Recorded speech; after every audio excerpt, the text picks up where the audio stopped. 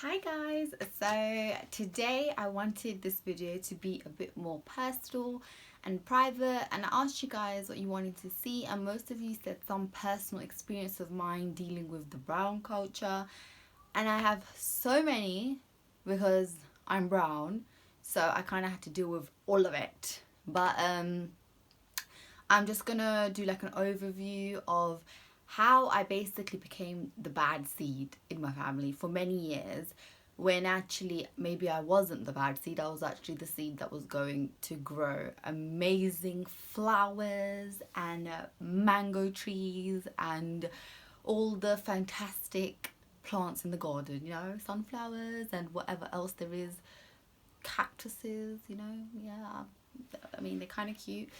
But yeah, so when I was like a teen, I started coming into this phase where I was becoming like very rebellious, because I think I didn't fit into the brown culture standard of beauty and grace and quiet and shy and all of that. I didn't fit into that. So I was very opinionated, and I had like a lot of questions, and because I was not accepted, I kept fighting for it. I wouldn't settle. I would think why. Like, my pain became my power in the end, and I think that was so beneficial for my family. Not only my family, but actually my extended family and any family and anyone that I actually have contact with now, because it's like growth for the culture. Once you learn how to master it, you teach everyone and you help everyone. And the thing is, maybe at that time I felt like I was the only one becoming this bad seed, but there's a million of bad seeds that are now Instagram influencers, and everyone can relate to them. Even I can relate to them, being on this journey for all these years. So when I was younger, I was basically very curvy, and obviously I was a teenager, so I was still growing into my curves.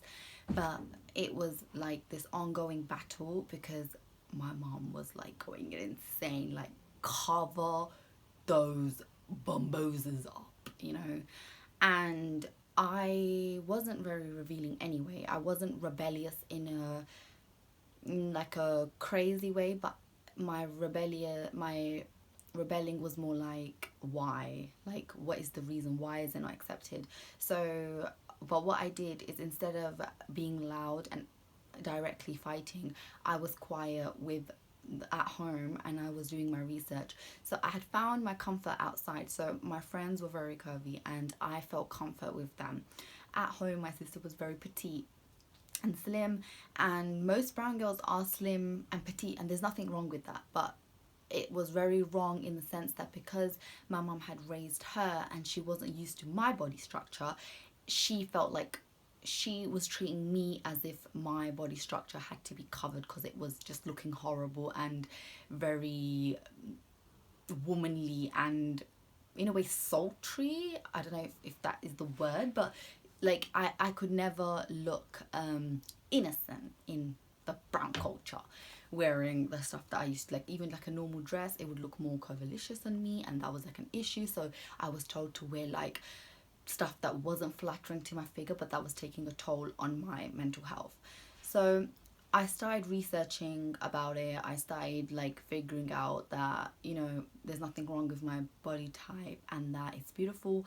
And maybe in my culture it was seen as a bad thing, but within the African culture, which were most of my friends at that time in school, they saw it as beautiful, and they were so accepting of it, and they were kind of covering my insecurities that were building. Like, they would cover the wounds, and then I'll get wounded. Then they'll cover the wounds, then I'll get wounded. The thing is, in our culture, they don't care if you're a good child or not. They basically care if you look like a good child or not. So it's not about embracing your body, it's about embracing the culture and making sure that you look innocent to the world. So even though I was very innocent, I was constantly told that you look very like, in our culture they say things like the word the dressing sense is too, like, behaya, and it's too, like, inappropriate. They basically say it's inappropriate.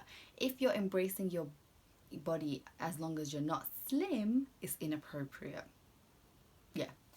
So I was inappropriate when all I was doing was growing. So I kind of found that to be really disgusting, and I was fighting against it, and I was training myself to believe that there was nothing wrong with it. And I had figured out that it was not me, it was the culture, and it wasn't my mum and it wasn't my sister, it was the culture that was speaking. Because that's what you need to understand, that people are very good, but when they are not educated on certain facts because we are so traditional, that's when problems happen. And it doesn't mean they're bad, they need educating, they need to learn how to embrace and accept. And obviously in our own culture, they don't know what acceptance even means. It's acceptance is, for them, acceptance is you have to accept that you need to become that. It's not you have to accept yourself, you have to accept that that is the way of life, not what you want. But that was not going to happen, since I was the bad seed. So then my next battle was with colorism. So when I had, I think it was a year later actually, after already struggling with the body issues, I was 15 and I had gone to Spain. So I had basically become sunburned and my skin was like horrible. I had not tan. I don't tan evenly anyway, maybe because I was not purposely sunbathing. It was just like when I was walking around, going out. So I had not tanned even, and on top of that, I had burnt my skin. So what happened was that instead of the tan coming off after a week or so, or even a month, it had stayed for 1 year. I had to grow an entire new layer of skin, and this skin had to come off for me to go back to my normal skin color. So in my normal skin color, which is this, actually I do have makeup on, so but it's like along these lines. I'm a medium skin tone, but once I had become tanned, I was like a deeper skin tone. So I was battling with colorism for 1 year, and the thing is, when you're a medium skin tone, well, you're anything apart from fair skin tone, you battle with it anyway. But I was battling with it way more than I was before, because again, I had become darker, and also because I was getting older, so more people were making comments about me now, because that's just how it is in this whole toxic environment.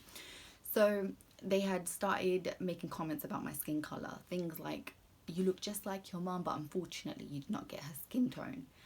And things like, oh, you need to start taking care of your skin. If you don't take care of it now, it will remain this color forever. First of all, this is my skin, and it has nothing to do with you.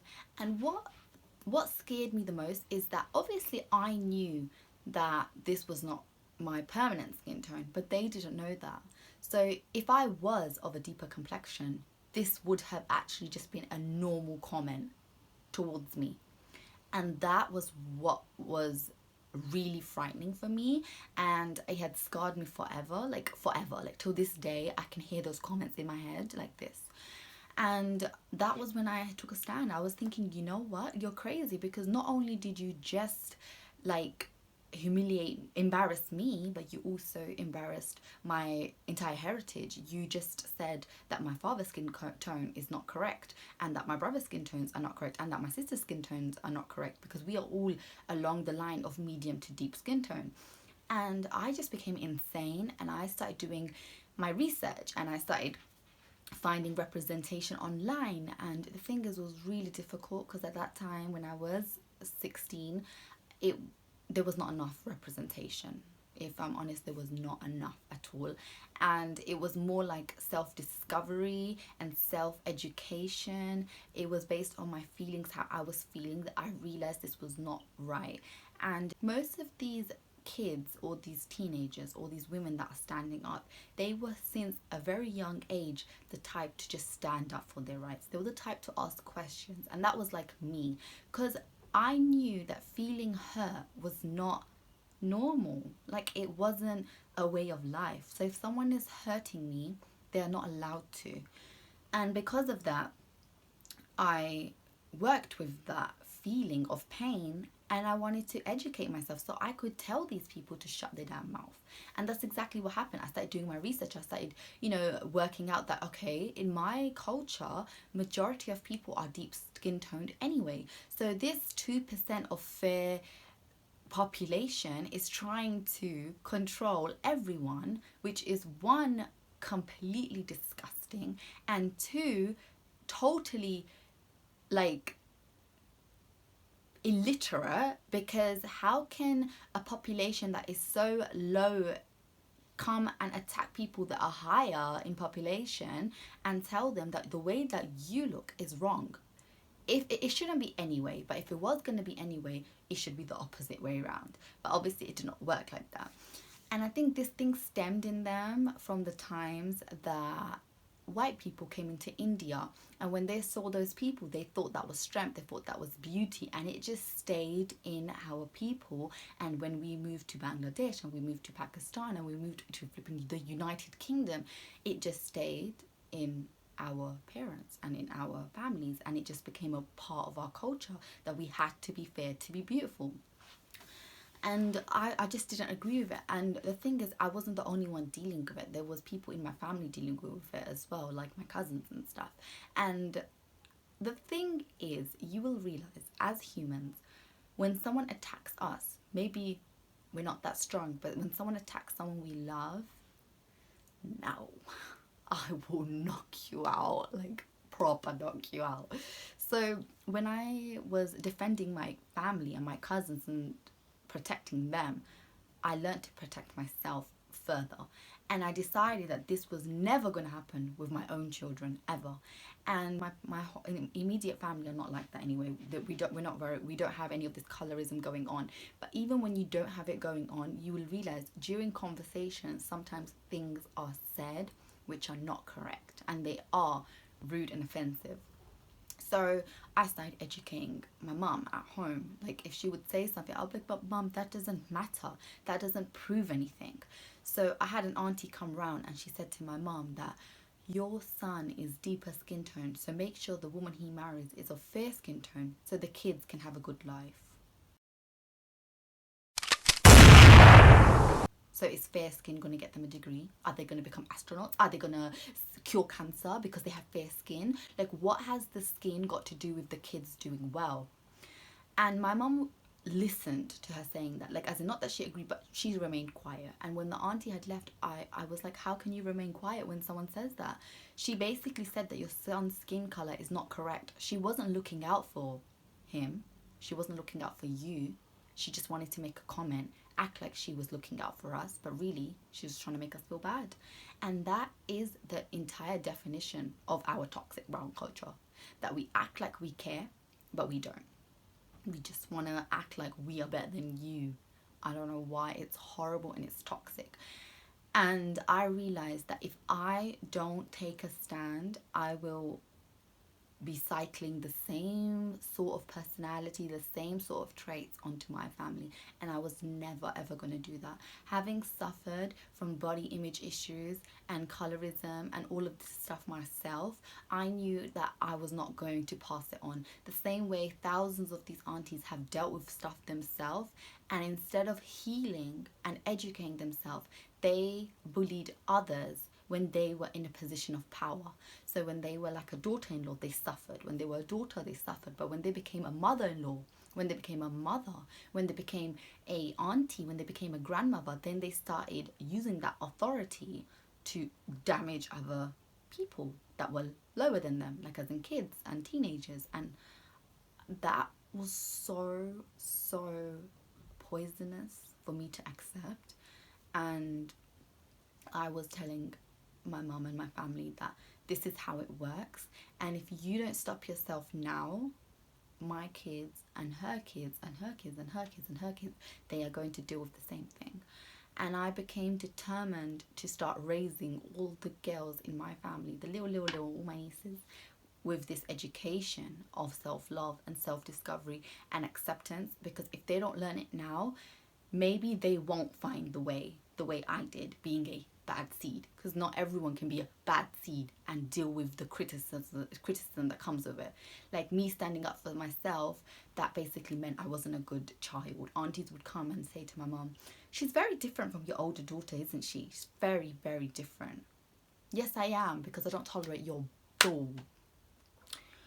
But yeah, so it's like, if you want to stand up for yourself, if you want to educate other people that don't know basic manners, then you're different and you're not a good kid. You're not a very good kid. She is very different and she's very British, you know? So yeah, I became very British.